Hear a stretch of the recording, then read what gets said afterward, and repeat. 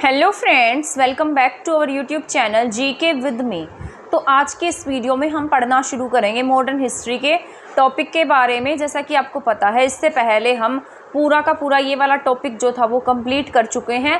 तो आज की हमारी क्लास नेक्स्ट टॉपिक की रहेगी। इसके बाद आपकी सिर्फ 2 क्लासेस मॉडर्न हिस्ट्री की रह जाएंगी, तो आपकी मॉडर्न हिस्ट्री जो है वो पूरी कंप्लीट हो जाएगी। ठीक है, इसके बाद हम कोई और टॉपिक स्टार्ट कर देंगे। तो इसमें वैसे आपकी ज़्यादा लेंथी क्लास नहीं रहने वाली है। ये चाहे आप किसी भी एग्ज़ाम की प्रिपरेशन कर रहे हैं, सभी के लिए इम्पॉर्टेंट क्लास है। चाहे वो चंडीगढ़ पीआरटी हो, एचएसएससी हो, कोई भी एग्ज़ाम हो, सभी के लिए इम्पॉर्टेंट है। तो हम ज़्यादा टाइम नहीं लेते हैं और स्टार्ट कर देते हैं आज की क्लास को। राष्ट्रीय स्वतंत्रता आंदोलन से संबंधित संस्थाओं के बारे में हम पढ़ने वाले हैं। इसको हम सीरीज़ में पढ़ेंगे कि कौन सी संस्थाएँ थी जिन्होंने भारत की आज़ादी में बहुत बढ़िया काम किए थे। तो उनमें से पहले नंबर पर लिखा है Asiatic Society of Bengal. Asiatic Society of Bengal का जो गठन था वो 1784 में किया गया था। इसका गठन विलियम जोन्स ने किया था। तो ये याद रख लेना है, क्या आएगा इसका फर्स्ट का, Asiatic Society of Bengal 1784, William Jones ने इसका गठन किया। इसके बाद मोस्ट इंपॉर्टेंट है यंग बंगाल। ये मैंने आपको पढ़ाया भी था यंग बंगाल आंदोलन के बारे में। इसमें मैंने आपको विवियन डेरेजियो के बारे में बताया था कि ये हिंदू कॉलेज में क्या थे, एक प्रोफेसर थे और 22 साल की उम्र में इनका निधन हो गया था। जैसे हमारे भगत सिंह थे उसी तरीके से ये भी क्या थे, मतलब इन्होंने भी जो यूथ है ना उसके अंदर राष्ट्रवाद की भावना को भरने का प्रयास किया था। तो यंग बंगाल किससे रिलेटेड है, विवियन डेरेजियो से रिलेटेड है। 1826 में शुरू हुआ और इनकी जो विवियन डेरेजियो है इनकी 22 साल की उम्र में ही डेथ हो गई थी। इसके बाद हमारा थर्ड पॉइंट है ब्रह्म समाज। ब्रह्म समाज के बारे में कंप्लीट मैंने पढ़ाया था, आपको पूरा बताया था डिटेल से। ब्रह्म समाज की स्थापना 1828 में कलकत्ता में होती है और इसकी स्थापना किसके द्वारा की जाती है, राजा राम मोहन रॉय के द्वारा की जाती है। इन्हीं के समय 1829 में आपके यहाँ पर सती प्रथा बैन कर दी जाती है और ये इसको बैन कराने में आपके राजा राम मोहन रॉय जी का बहुत बड़ा हाथ होता है और विलियम बेंटिक होते हैं उस समय जब सती प्रथा बैन कराई जाती है। इसके बाद फोर्थ पॉइंट है तत्वबोधिनी सभा।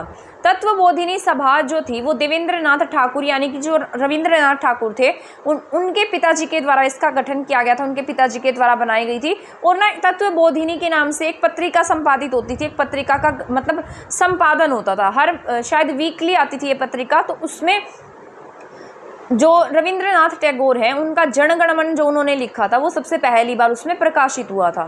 तो तत्वबोधिनी सभा 1839, देवेंद्रनाथ ठाकुर। ठीक है, इसके बाद हम चलते हैं नेक्स्ट पॉइंट पर। ये मैंने आपको बताया था दादा भाई नौरोजी से रिलेटेड था। रहनुमाई माज़ादायासान सभा 1851, दादा भाई नौरोजी। ठीक है, इसके बाद है भारतीय ब्रह्म समाज। बाद में ना ब्रह्म समाज जो था वो डिवाइड हो गया था, यानी कि राजा राम मोहन रॉय की डेथ के बाद में ये डिवाइड हो गया और इसकी एक जो शाखा थी वो मतलब फेमस हुई थी जिसका नाम था भारतीय ब्रह्म समाज। 1866 में ये एक्टिव हुई थी। तो इनका नाम था केशव चंद्र सेन। तो यहाँ पर भारतीय ब्रह्म समाज के संस्थापक कौन कहे जाते हैं, केशव चंद्र सेन कहे जाते हैं। इसके बाद है प्रार्थना सभा। मोस्ट इंपॉर्टेंट है, इसमें से क्वेश्चन आए हुए हैं तो ये बहुत ज़रूरी पॉइंट है। तो प्रार्थना सभा 1867 में केशव चंद्र सेन, आत्माराम पांडुरंग, महादेव रानाडे और देवेंद्रनाथ ठाकुर इन सभी ने मिलकर प्रार्थना सभा का गठन किया था। लेकिन अगर ऑप्शन में आता है, अगर मान लो ऑप्शन में आत्माराम पांडुरंग आता है तो आपको यही टिक करना है, क्योंकि मोस्ट ऑफ इसमें जो ज़्यादा योगदान रहा था वो आत्माराम पांडुरंग का रहा था और आपके ऑप्शंस के हिसाब से ये आंसर राइट भी होता है। इसके बाद हम चलते हैं नेक्स्ट पॉइंट पर, पूना सार्वजनिक सभा। पूना सार्वजनिक सभा का गठन 1867 में रानाडे और चिपळूणकर के द्वारा किया गया था। आपको ना इनके संस्थापक याद रखने हैं। ईयर्स तो बहुत सारे होते हैं और जो इम्पोर्टेंट होते हैं, मान लो 1-2 इम्पोर्टेंट है, हमें सिर्फ उनके ईयर्स ही पढ़ने होते हैं। तो ऐसा नहीं होता कि हम सारे के सारे ईयर रट लेंगे, जो इम्पोर्टेंट है बस उनके ईयर्स। जैसे मान लो अभी ब्रह्म समाज बताया मैंने आपको, आर्य समाज का पढ़ लेना, ब्रह्म समाज का पढ़ लेना, क्योंकि ये इंपॉर्टेंट है। लेकिन कुछ ऐसे होते हैं जिनके संस्थापक जरूरी होते हैं, तो आपको उनके संस्थापक ही पढ़ने होते हैं। तो इसके बाद यहाँ पर है आज़ाद हिंद फौज। आज़ाद हिंद फौज का जो गठन है वो कैप्टन मोहन सिंह के द्वारा किया गया था। लेकिन इसका जो पुनर्गठन है, बाद में दोबारा से इसका गठन करने का श्रेय रास बिहारी घोष को जाता है और इसके जो सेनापति बने थे वो आगे चलकर सुभाष चंद्र बोस जो थे वो आज़ाद हिंद फौज के सेनापति बन गए थे। तो आज़ाद हिंद फौज भी आप जो है वो बहुत इंपॉर्टेंट है। इसके बाद वेद समाज। वेद समाज का गठन 1864 में श्री धरालू नायडू के द्वारा किया गया था। ये भी आपका इम्पॉर्टेंट है। ठीक है, तो वेद समाज 1864 श्री धरालू नायडू। इसके बाद है आर्य समाज। आर्य समाज जो है इसकी स्थापना 1875 में स्वामी दयानंद सरस्वती जी के द्वारा की गई थी। तो ये आपका बहुत जरूरी है, इसका ईयर भी उतना ही इंपॉर्टेंट है। तो आर्य समाज की स्थापना जो है वो 1875 में स्वामी दयानंद सरस्वती जी के द्वारा। ब्रह्म समाज की स्थापना 1828 में राजाराम मोहन रॉय के द्वारा। मैंने आपको बताया था राजाराम मोहन रॉय को अकबर सेकंड ने अपनी पेंशन बढ़वाने के लिए लंदन भेजा था, बाद में उनकी वहीं पर डेथ हो गई थी। इसके बाद 12th है हमारा थियोसॉफिकल सोसाइटी। थियोसॉफिकल सोसाइटी भी 1875 में है। ये Madam Blavatsky and Colonel Olcott के द्वारा इसकी स्थापना कहाँ की गई? न्यूयॉर्क में की गई थी। तो ये आपको याद रख लेना है, इसकी स्थापना कहाँ पर होती है? न्यूयॉर्क में होती है। ये बाद में हमारे इंडिया में आते हैं और यहाँ इंडिया में ये जो काम है वो किसे देकर जाते हैं? एनी बेसेंट को काम देकर जाते हैं। तो यहाँ इंडिया में थियोसॉफिकल सोसाइटी से रिलेटेड काम कौन करती है? एनी बेसेंट करती है। ये कुछ धर्म से रिलेटेड है, जैसे हिंदू धर्म और जो इनका धर्म था, जो जैसे जीसस वगैरह को मानते थे, तो ये सारे धर्म का मिक्सचर था, यानी कि उन्हें वापस से क्या करना? जागृत करना लोगों को। तो ये थियोसॉफिकल सोसाइटी 1875 से रिलेटेड है। इसके बाद है Mohammedan Anglo oriented college. Mohammedan Anglo oriented college की स्थापना भी 1875 में होती है। इसकी स्थापना की जाती है सर सैयद अहमद खान के द्वारा। तो ये भी आपको पढ़ लेना है, Mohammedan Anglo Oriental College 1875, Sir Syed Ahmed Khan. इसके बाद ये मैंने आपको पढ़ा दिया था, भारतीय राष्ट्रीय कांग्रेस की स्थापना 1885 में। AU होम क्या है? इसके संस्थापक हैं। इसके बाद 15 क्वेश्चन है हमारा वेल्लूर मठ। वेल्लूर मठ जो है ये 1887 में इसकी स्थापना की गई थी। स्वामी विवेकानंद जी क्या थे? इसके संस्थापक थे।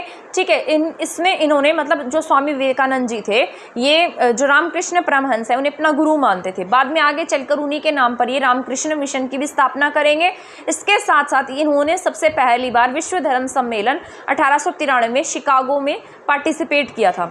1900 में ये अमेरिका गए थे। तो ये सारा याद रखना है। 1887 में इन्होंने वेल्लूर मठ स्थापित किया है और 10 साल बाद ही इन्होंने क्या स्थापित कर दिया? अपने गुरु के नाम पर एक मिशन की स्थापना की जिसका नाम था रामकृष्ण मिशन। तो ये याद रखना है।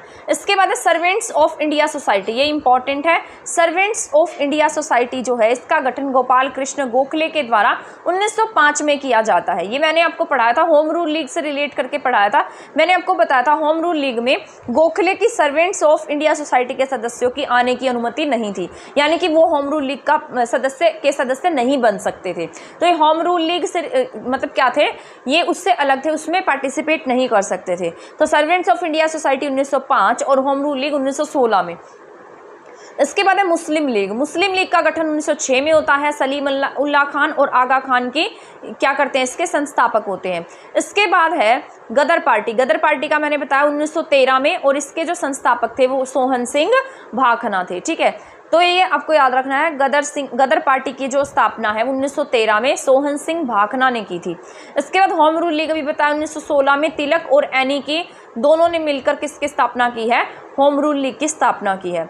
इसके बाद है विश्व भारती शांति निकेतन की स्थापना कौन करेंगे? रविंद्रनाथ टैगोर करेंगे। ये ना बच्चों को प्रकृति से जोड़कर सिखाएंगे। ये नहीं है कि उन्हें बांध कर रखा जाएगा, किसी कमरे में बिठाया जाएगा, पूरा एनवायरनमेंट में रहकर सिखाया जाएगा। तो विश्व भारती शांति निकेतन यही था। इसकी स्थापना रविंद्रनाथ टैगोर ने 1918 में की थी। तो ये आपका मोस्ट इंपॉर्टेंट है विश्व भारती वाला, इसको डबल स्टार लगा लेना, इंपॉर्टेंट क्वेश्चन है। इसके बाद सर्वेंट ऑफ पीपल। ठीक है, सर्वेंट ऑफ पीपल सोसाइटी वाला अलग है और जो ऊपर बताया मैंने अभी जो गोखले की पार्टी थी सर्वेंट्स ऑफ इंडिया सोसाइटी, ये अलग है, ये गोखले की है। लेकिन पीपल वाली किसके? लाला लाजपत राय की है। तो ये इनकी अलग है। इसका गठन कब किया गया है? 1920 में सर्वेंट ऑफ पीपल का गठन किया गया है। तो ये वाली डिफरेंट है उस गोखले वाली से। सर्वेंट ऑफ सोसाइटी में सोसाइटी के जो लोग थे वो किस में नहीं जा सकते थे? होम रूल लीग में पार्टिसिपेट नहीं कर सकते थे। लेकिन यहाँ पर सर्वेंट्स ऑफ पीपल सोसाइटी के लोग, लाला लाजपत राय जी पार्टी थी, यहाँ पर इन्हें कोई रेस्ट्रिक्शंस नहीं थी, अलग पार्टी थी इनकी। इसके बाद यहाँ राष्ट्रीय स्वयं सेवक संघ, यानी कि जो आज आपको RSS दिखाई देता है, उसकी स्थापना कब हुई है? 1925 में हुई थी और इसके संस्थापक कौन थे? KV हेडगेवार। ठीक है, तो 1925 में RSS की स्थापना होती है। इसके संस्थापक हैं KV हेडगेवार। इसके बाद है हिंदुस्तान सोशलिस्ट रिपब्लिक एसोसिएशन। ये मैंने आपको पहले भी पढ़ाया था, हिंदुस्तान सोशलिस्ट रिपब्लिक एसोसिएशन। ये चंद्रशेखर आज़ाद और साथ साथ भगत सिंह के द्वारा इस पार्टी का गठन किया गया था। पहले इसका नाम केवल हिंदुस्तान रिपब्लिक एसोसिएशन था, लेकिन बाद में भगत सिंह ने और चंद्रशेखर आज़ाद ने मिलकर इस पर काम किया और इसका नाम क्या रख दिया, हिंदुस्तान सोशलिस्ट रिपब्लिक एसोसिएशन, क्योंकि भगत सिंह जो थे वो समाजवाद से बहुत अधिक प्रभावित थे। इसके बाद हमारा नेक्स्ट क्वेश्चन है फॉरवर्ड ब्लॉक। फॉरवर्ड ब्लॉक का जो गठन है वो कलकत्ता में किया जाता है और इसका गठन जो है वो एससी बोस के द्वारा 1939 में होता है। तो ये आपको याद रखना है। बाद में ये जैसे हरिपुरी अधिवेशन होगा उसके बाद में, ठीक है, सॉरी, मतलब जो त्रिपुरी अधिवेशन हुआ था उसके बाद में जो सुभाष चंद्र बोस थे इन्होंने क्या कर दिया था, इस्तीफा दे दिया था। उसके बाद इन्होंने फॉरवर्ड ब्लॉक का गठन किया 1939 में। तो एससी बोस के द्वारा इसका गठन किया गया है कलकत्ता में 1939 में। इसके बाद है रेडिकल डेमोक्रेटिक दल। रेडिकल डेमोक्रेटिक दल जो है इसका गठन 1940 में एम एन रॉय के द्वारा किया जाता है। एम एन रॉय वही हैं जिन्होंने हमारे जो कॉन्स्टिट्यूशन है उसका फ्री में एक रफली ड्राफ्ट तैयार किया था, मतलब इन्होंने कोई भी पैसा नहीं लिया था इसके लिए और एक रफली जो है वो काम करके दिया था, मतलब बेस कह सकते हैं, बेस बना कर दिया था। फिर बाद में उस पर अंबेडकर जी ने काम किया था। तो ये था आपका कुछ पॉइंट्स थे जो रिलेटेड थे आपके मॉडर्न हिस्ट्री से। तो ये आपकी छोटी सी क्लास ऐसे देख लेना, बट इसमें ना आपको सारा समअप हो जाएगा कि हमने क्या पढ़ा है। अब नेक्स्ट क्लास में मैं आपको सारी जो ब्रिटिशर्स, जो मतलब यूरोपियन कंपनीज थी जो इंडिया में आई थी, उनके बारे में पढ़ाने वाली हूँ। तो पहले आप ये क्लास देख लीजिए, इसके बाद आपको वो वाली क्लास अवेलेबल करा दी जाएगी। तो मिलेंगे अब हमारी नेक्स्ट क्लास में नेक्स्ट टॉपिक के साथ। तब तक आप हमारे चैनल के साथ बने रह सकते हैं। अगर आपने हमारा चैनल सब्सक्राइब नहीं किया तो प्लीज़ इसे सब्सक्राइब कर देना। वीडियो को शेयर नहीं किया है तो आप इसे शेयर भी कर दीजिएगा। थैंक यू, धन्यवाद।